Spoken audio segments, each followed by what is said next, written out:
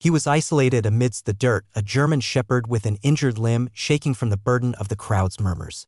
No bids were offered. Not a single one. He was labeled damaged, beyond repair, a liability.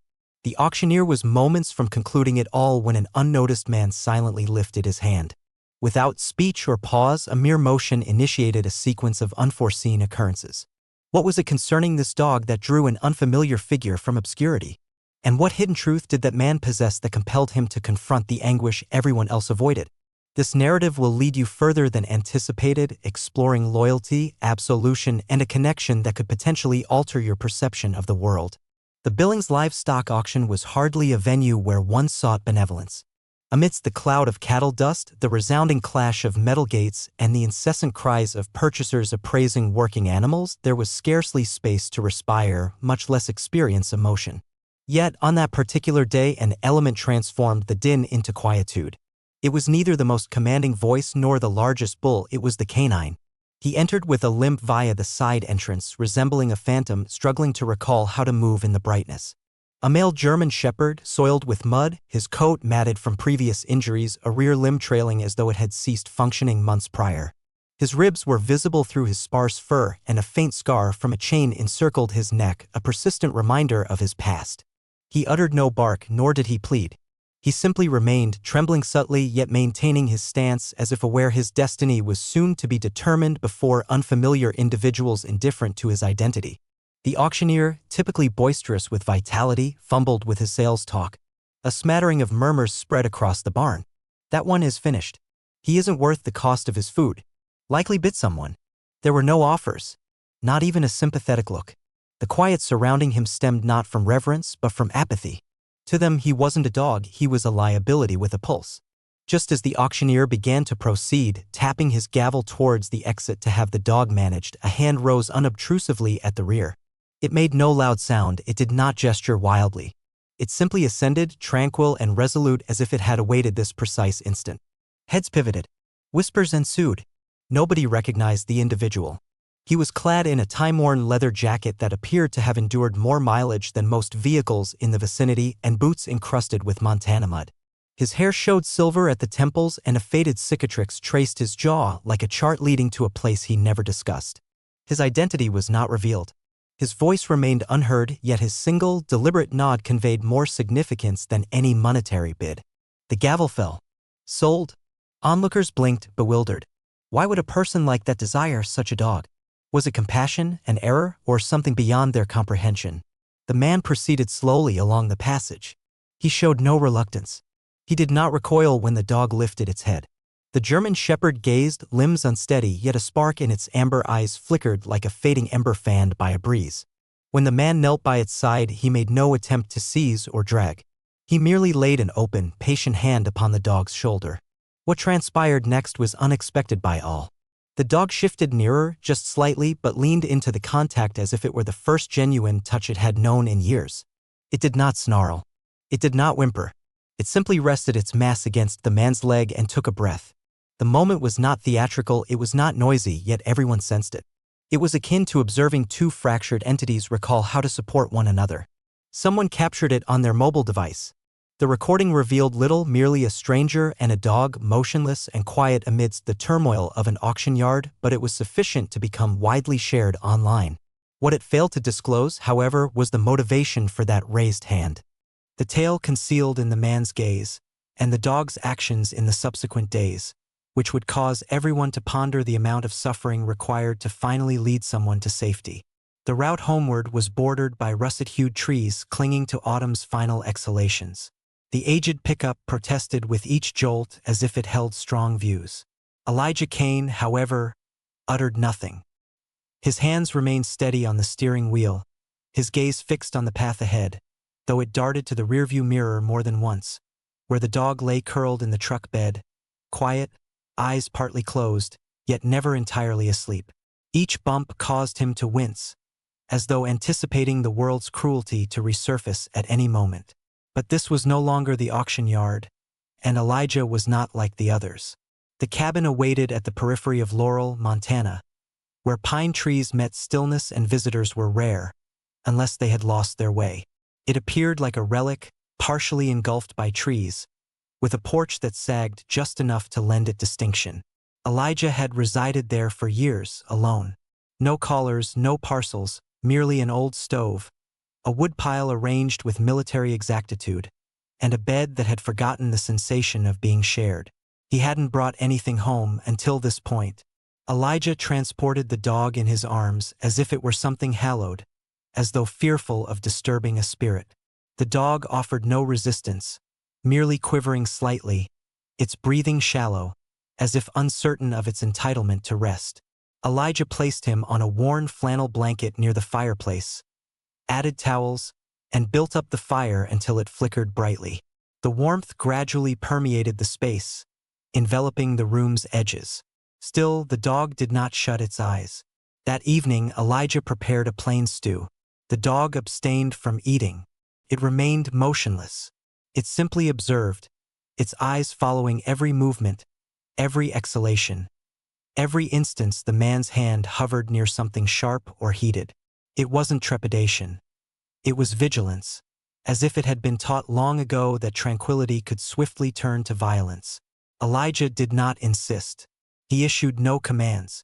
Instead, he just sat opposite him and murmured, almost to the fire itself, "Rook!" The dog's ears twitched, not much, but enough to reveal a hint of recognition, or perhaps inquisitiveness.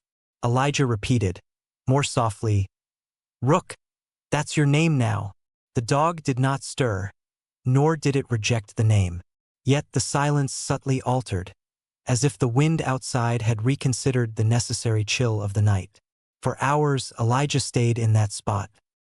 He did not engage in reading, nor did he sleep. He merely watched the flames dance against the old wooden walls while the dog lay still, eyes wide open, perpetually watchful. When the fire finally emitted a particular crackle, Rook flinched. Elijah said nothing. He simply extended his arm, drew an additional blanket nearer, and let his hand rest on the bedding's edge. Not touching, just close by. Rook stared at that hand for several minutes, immobile. Then, as if challenging gravity itself, he shifted a mere inch until the tip of his paw made contact with the man's fingers. There was no dramatic event, no grand musical accompaniment, just two lives that had been harshly treated finding solace in each other in the gentlest, most delicate moment conceivable. Morning arrived with frost coating the windows and the forest beyond still enveloped in slumber. Elijah was not awakened by barking or movement. He awoke to a warmth at his side. Rook had shifted during the night, positioning himself near the fireplace and closer to the man who had asked nothing of him. It was not yet trust. It was not yet peace. But it signified a commencement, and commencements are significant. At times, healing does not manifest with fanfare and brilliant illumination. Sometimes, it is found in the quiet sound of claws on aged floorboards, in the mutual respiration of a man and a dog who have both witnessed too much, and in the unspoken understanding that perhaps this cabin could accommodate more than just phantoms. The morning following their initial night under a shared roof began quietly, as was typical for most mornings at the cabin just outside Laurel. Externally, frost sparkled on pine needles as if silver dust had been scattered across the woods. Internally, Elijah prepared coffee potent enough to rouse the deceased. His attention, however, was not on his cup. It was on the dog. Rook lay curled tightly near the fireplace, one eye partially open, ever vigilant, never entirely trusting. Recovery possessed its own tempo, and Rook was not yet prepared to engage. Elijah set down a bowl of soft food, chicken, rice, some bone broth, but Rook remained still until Elijah joined him on the hardwood floor. Then, incrementally, as if his body had learned betrayal through contact, the dog leaned forward and started to eat, but only if Elijah remained close. He did not devour his food like a famished stray. He paused every few mouthfuls, observing the man, anticipating the sound of a footstep, a shout, a hand raised improperly. As the days progressed, Rook's limp showed no sign of improvement. In fact, Elijah observed something more concerning. On the third afternoon, following a slow, cautious walk around the yard, Elijah attempted to groom the dog's tangled coat near its hindquarters. That was when it occurred. A single brushstroke near the rear leg caused Rook to whirl around. He jerked and snarled, not with hostility, but with sheer terror. A low, guttural sound emanated from his throat, not intended to inflict harm, but to serve as a warning. Elijah froze. The brush fell. Rook retreated, trembling, tail tucked, heart pounding. Elijah did not shout. He did not approach him. He simply knelt slowly, palm upturned, and waited. Rook did not return at once. Instead, he stood at the edge of the rug, body rigid, eyes darting like a cornered creature, expecting pain. 10 protracted minutes elapsed before he took a single hesitant step forward, then another, until finally his snout pressed gently into Elijah's hand. A quiet capitulation. Not trust, merely weariness from bearing the burden of his past. Later that evening, as Elijah carefully ran his fingers along the dog's body to inspect the healing injury, he detected something unusual beneath the fur. Not one, but several circular patches. Tiny burns, some old, some recent, inflicted deliberately by someone who knew precisely where a dog could not reach to scratch or bite. Elijah's hands stilled, his breath caught. His expression remained unchanged, but his eyes conveyed a different narrative. Anger, culpability, something more profound. He uttered no word, merely closing his eyes for a second as if needing to ground himself before acting rashly. As the fire dwindled, Elijah retrieved a weathered, leather-bound journal from beneath his bed. He sat at the kitchen table, pen poised, and started to write. Not for others to peruse, but like a man attempting to shed a weight he could no longer bear. The ink flowed rapidly. The sentences were disjointed. Names, locations, inquiries. I should have spoken up back then. Why did I not report it? Did I know you? Meanwhile, Rook stirred in his sleep, whimpering, low cries, soft yelps, as if ensnared somewhere behind his eyelids. Elijah moved to him gently, knelt by the fireplace, and whispered, "You're not there anymore." Rook's body twitched once, then relaxed. The nightmare abated, but the questions lingered like smoke. In the subsequent days, more patterns surfaced. Rook winced at the sound of a rattling chain. He darted beneath the table when Elijah dropped a metal bowl. He growled not at individuals, but at uniforms. Even the sight of a hat bearing a badge made his hackles rise. These were not arbitrary behaviors. They were scars etched into his nervous system. Whoever had harmed Rook had not merely broken bones. They had fractured language, trust, memory. Yet, there was something further, something Elijah could not articulate. Each time Rook regarded him with those eyes, not fearful, not perplexed, but familiar, it struck him like a wave that never broke. It was as if the dog was not perceiving a new home, but recognizing something previously known. And Elijah sensed it too, that peculiar feeling that somewhere, somehow, this was not their initial encounter. It was a reunion. And whatever Rook had been fleeing, it was not solely his past, it might have been Elijah's as well. The quietude that enveloped Elijah's cabin each night was not merely tranquil, it was charged as if the air itself held undisclosed secrets. That sort of stillness arises not from an absence of noise, but from a life that has already conveyed too much. And on one such night, shortly after midnight, the sound that shattered it was not thunder or wind. It was a knock, 3 slow, weighty taps on the door. Elijah did not react initially, nor did the dog, which had been slumbering by the fireplace. Both lifted their heads simultaneously, rigid, watchful, like soldiers acting on instinct. Elijah approached the door without speaking. On the other side stood a man in a brown canvas jacket, a gold badge fastened to his belt, Deputy Marshal Lance Dwyer. Not an unknown, but not precisely a companion either. "Evening," Dwyer stated, his voice low. "Apologies for the late hour. Assumed you'd want to be informed. There was a break-in at the old Wilcox Ranch. Thought you might recall that location. You used to shoe horses there, didn't you?" Elijah stared. Rook positioned himself between them without a sound, posture taut, tail lowered, ears drawn back. The moment was brief but clear. The dog recognized the name, not the deputy, but the ranch. Dwyer tipped his hat and departed, leaving a card without further comment. Elijah closed the door slowly, securing both the bolt and the chain. Then he remained still for a considerable time, merely breathing. The dog gazed up at him, unmoving, as if anticipating something to break. Later that night, Elijah ventured out to the shed behind the cabin. Rook trailed him, his limp less apparent in the cold. The shed had remained unopened for years. It exuded odors of rust, dust, and a past that no one wished to discuss. Elijah proceeded directly to the rear, lifted a tarpaulin, and revealed an old wooden crate reinforced with iron corners. He paused before extracting it. Then, with a breath as if plunging underwater, he unlocked it. Inside were vestiges of a forsaken life, an army patch, folded and frayed, a photograph of a younger Elijah beside a German shepherd resembling Rook yet distinct, a tattered leather collar with singed edges. And at the bottom, encased in plastic, lay a stack of worn documents, receipts from long-forgotten ranch jobs, including several bearing the Willickses' name and one particular signature that caused Elijah's hand to clench into a fist. The dog observed him from the doorway, its eyes unblinking, its body motionless. It was as if it knew the contents of the box before Elijah did. Elijah did not sleep that night. He sat on the front porch with Rook at his side, both enveloped in the kind of silence that descends when the past doesn't just knock, but demolishes the door. He knew he could no longer keep it suppressed, not the proof, not the guilt, and certainly not the name inscribed at the bottom of that receipt, a name he had hoped never to encounter again.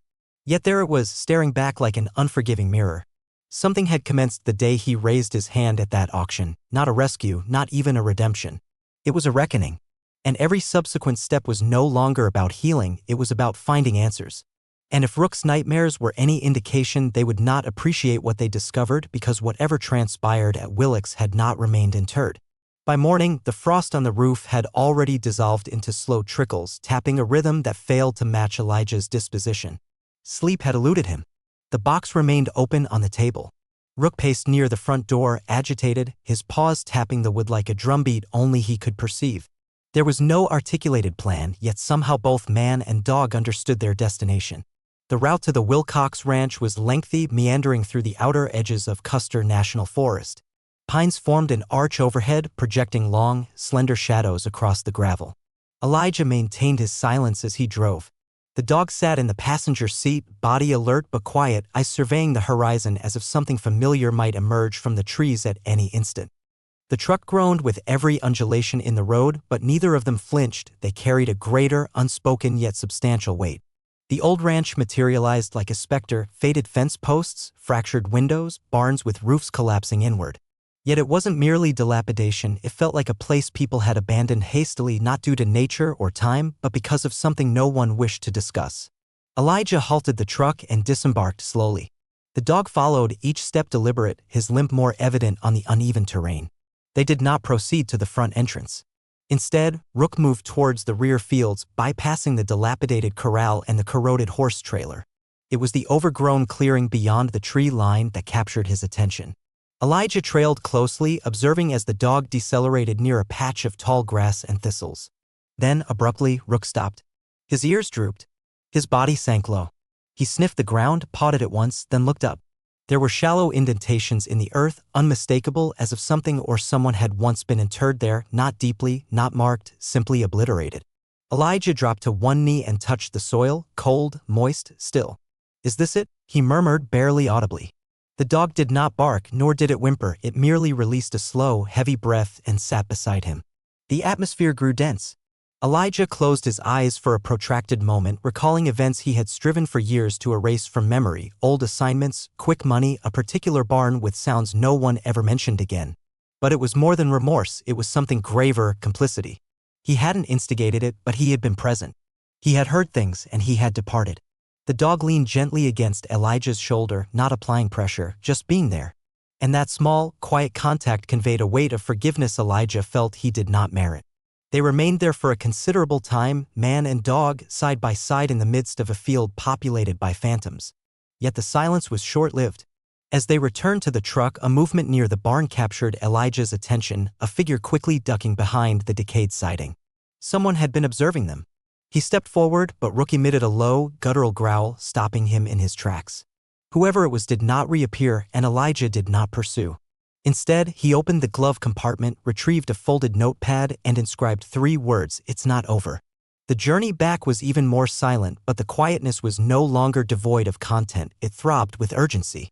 Elijah now understood this was not solely about Rook's past, it concerned his own culpability and the unresolved matters lurking in the shadows of neglected barns and incinerated paper trails. Back at the cabin, Elijah placed the mud-stained notepad on the table and commenced assembling old contacts, names he hadn't uttered aloud in years: ranchers, auctioneers, individuals acquainted with the clandestine operations behind the livestock industry's pristine exterior. And as the fire crackled behind him, Rook curled up on the rug again, this time facing not the door, but Elijah, because now they were no longer two survivors. They were a unified entity with a purpose, and the truth was no longer concealed. Elijah did not delay. The very next morning, after only a few sips of acrid coffee, he helped the dog into the pickup and drove east, directly towards Bozeman. The back of his mind replayed fragments from the previous night, that shadow at the ranch, the ancient fence posts that seemed to conceal a graveyard's worth of secrets. But it was the dog that troubled him more profoundly, the way he had whimpered near the shallow earth, the manner in which he had gazed at Elijah as if he knew everything. Bozeman was an hour distant, and the terrain became flatter, more expansive, yet Elijah's hold on the steering wheel grew firmer with each mile covered. He hadn't visited this veterinary clinic in years, not since he and Alina Merrick had ceased communication after, well, a great deal of silence.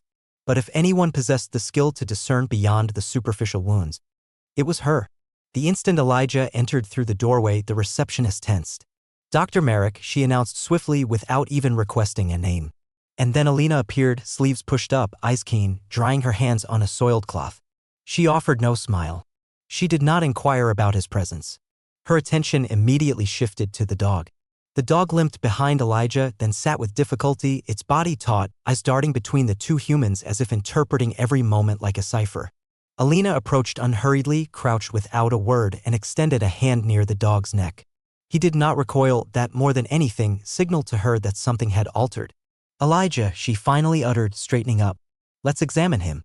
Within the sterile examination room, the atmosphere changed. The dog stayed composed, permitting her to lift his paw and run her hands along his rib cage. But when she gently separated the fur along his flank, she froze. "These are not from offense," she mumbled. "These are deliberate." Elijah's heart rate slowed in his chest. "What are you implying?" Alina did not meet his gaze. She concentrated on the scan. "Old scar tissue, burn rings." She moved to his chest, located another. "This pattern," she resumed, "is typically from shock prods." The ensuing silence was weighty. Shock prods. Elijah swallowed with difficulty, his hands clenching on his knees. He recalled the tales, the rumors on remote ranches about subduing aggressive dogs, instilling fear, compelling obedience, or worse, inducing violence for sport. Alina stepped back from the table and let out a breath. "He's not merely abused. He's been conditioned to endure something no living creature should be forced to withstand." Then she displayed a scan. "There's a chip." That altered everything. Both leaned closer. The monitor blinked, retrieving records from a faint digital trace. When the name appeared, Elijah held his breath. Alina paused before reading it aloud. The dog had once been registered to a livestock holding facility, one Elijah knew intimately. Yellowstone County, shut down 5 years ago. Connected to a man who seldom showed his face but invariably achieved his objectives. Alina's voice faltered as she read the concluding line. "Owner of record, Everett Rohr." Elijah sat back, aghast. The name struck him with the force of a freight train. Rohr, the figure behind the auctions, the man Elijah had once been employed by when his life had taken a dark turn, the man whose enterprise Elijah had endeavored to forget. But the dog had not forgotten. Rook's eyes remained unblinking. He simply turned his head slightly, observing Elijah, as quiet as ever, as if to convey, "You were already aware." Alina spoke no further. She could perceive Elijah quietly unraveling in the corner of the room. He rose slowly, walked to the door, then paused. "Retain the scan," he instructed. "Do not delete anything." Outside, the wind had intensified. Elijah stood by the truck, eyes closed, and whispered something only the dog could hear: a name, a place, and a vow. Because now it was not merely about saving the dog from his past, it was about ensuring no other being, bipedal or quadrupedal, would ever be ensnared under that same oppressive weight again. Elijah did not find sleep that night. The name on that file pursued him relentlessly, resonating louder than the stillness in his cabin. Everett Rohr. It was not just a recollection, it was a portal, one he had sealed firmly years prior with a substantial lock and interred in a part of himself he never wished to explore again. But now it had swung wide, and on the other side stood this dog, gazing back at him like a mirror of all that Elijah had once abandoned. By dawn, Elijah was seated on the front porch with a thermos of tepid coffee. The dog lay close by, its head resting on Elijah's boot, breathing steadily but vigilantly. The connection between them had transformed, deepened now. He was no longer merely a rescued animal, he was a corroborator. Elijah stood, entered the shed, and fetched a box he hadn't disturbed in over a decade. Inside were remnants of a different existence. Contractor identification badges, old photographs, a paste slip with Roar's name inscribed across the top. Evidence. Not the kind that would stand up in a court of law, but the kind a man's conscience could not disregard. He had worked for Roar previously, shoeing horses, repairing trailers, mending fences. That was the ostensible work, but beneath it all there were murmurs, barking from sheds that were perpetually locked, dogs that arrived and never departed. Elijah had heard it, had witnessed too much, and had done too little. He had needed the income. He had averted his gaze. He had left when the atmosphere grew too thick with smoke and cries. And now that same malevolence had trailed him all the way to Bozeman. He telephoned Deputy Marshal Lance Dwyer. The conversation was brief, succinct. No inquiries, merely an arrangement to meet. They sat at an inconspicuous cafe in a corner of town, enveloped by the drone of ordinary life, and Elijah laid out the details systematically. No exaggerations, no justifications, just the unvarnished truth. I knew Roar. I worked for him. I saw the enclosures. Dwyer's expression remained impassive, but his eyes narrowed. Why speak up now? Elijah did not respond with words. He produced the photo Alina had scanned from the dog's chip registry, a faded image of the dog, scarred but younger, standing inside a chain-link pen with a number affixed to the wall behind him. The lawman's composure fractured. You acquired him, he muttered. From the auction, Elijah affirmed. I wasn't aware then, but I am now. Dwyer stroked his beard. Roar disappeared when the co-op went under. No documentation, no fixed address, just vanished into the wilderness. Elijah leaned forward, his voice hushed. I can locate him. The deputy did not ask how. He understood men like Elijah, quiet, scarred, but possessing an internal compass that guided more accurately than most. If you do, Dwyer cautioned, don't do anything foolish. Elijah offered a rare, fleeting smile. Too late for that. Back at the cabin, the dog awaited. When Elijah returned, the dog rose without a command and walked to the door. He understood this was no longer solely about recuperation, it was about retribution. The following day, Elijah packed the truck with minimal items, just necessities: a rope, first aid supplies, a flashlight, an old revolver he hadn't handled in years. The dog leaped into the passenger seat without reluctance, as if they had undertaken this journey before in a previous existence. They exchanged no words on their way out of town, it wasn't necessary. The wind rustling through the trees conveyed every thought with sufficient clarity. Everett Roar had constructed his domain on silence and suffering. But now silence, accompanied by teeth and a past he could not evade, was closing in on him. The journey back to the Willix Ranch transpired in silence, yet the silence was profoundly eloquent. The dog sat erect in the passenger seat, its gaze fixed on the road as if it knew their precise destination. Elijah's hands clenched the steering wheel, veins prominent, jaw set in that quiet rage only someone long burdened by guilt can comprehend. The past was no longer trailing them, it was encircling, poised for a decisive action. Clouds gathered over the forest as they neared the turnoff close to the Custer timberline. The old gate still hung askew, flakes of rust strewn like dead foliage on the ground. Elijah parked the vehicle without switching off the engine. The atmosphere was dense, charged, as if the woods themselves were holding their breath. The dog disembarked first, limping yet resolute, nose to the ground, ears alert. They communicated no words, merely retracing the same path to the clearing, through fractured fencing, beyond the scorched remnants of a stall where no animal had resided for years. And there it was once more, that spot where the dog had howled, but this time it did not cry. It dug. Elijah knelt and assisted him. 10 minutes passed, then 20. The earth yielded to something firm, a small metal box, corroded at the hinges, enveloped in layers of decaying fabric. Elijah paused for a moment, his heart thudding like a premonitory drum in his chest. Then he opened it. Inside were photographs, images of dogs, dozens of them, injured, confined, some barely identifiable.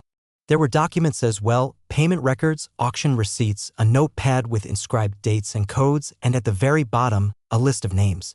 Elijah scanned it until he located his own, next to an entry that stated shoeing/transport, no questions asked. His breath hitched, but the dog's paw scraped the edge of the box again. Elijah glanced down. Another photograph had slipped beneath the pile, one that hadn't faded like the others. It depicted the dog, younger, more slender, a chain fastened around its chest with kennel tag number 1479. Elijah looked at him. The dog returned his gaze. There was no blame, only recognition and something more profound, as if it had awaited this moment its entire life, for someone not merely to observe what had been done to him but to take action. Elijah rose, hands shaking, and placed the box in a canvas bag. They departed the ranch without a word, but the fire igniting in Elijah's chest now possessed a definite form, a purpose. Back in Bozeman, Elijah walked directly into the sheriff's office, the dog at his side. Dwyer met him at the entrance. A single glance at Elijah's face informed him whatever they had been anticipating had materialized. Elijah placed the bag on the desk. "This contains everything," he declared. By evening, the search for Roar was reinstated. His name spread through law enforcement agencies like a conflagration. Satellite warrants were obtained. Old case files were reopened. What had been concealed in obscurity now lay in the town's center, under a spotlight no one could evade. The following morning, as snow flurries lightly dusted the sidewalks of downtown Bozeman, Elijah and the dog emerged from the station. People paused. Some recognized them from the auction footage that had gained widespread attention weeks before. A few even drew near, but no one spoke immediately. They simply observed the man and the dog traversing the town as if they now belonged there. Elijah looked down at the dog. "Ready to go home?" A slight, singular wag of the tail. They turned not towards the cabin but in the direction of a new place Elijah had been constructing in secret, a small parcel of land outside Livingston where no chains would ever encircle a neck again, where dogs would recuperate, run, and find repose. Rook would be its inaugural resident, no longer just a survivor but a protector.